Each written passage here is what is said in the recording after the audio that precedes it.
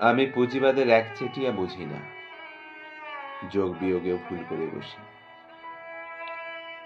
রাজনৈতিক আলোচনা হয় না আমাদের, থিওরি যুক্তিতর্ক অসহ্য লাগে।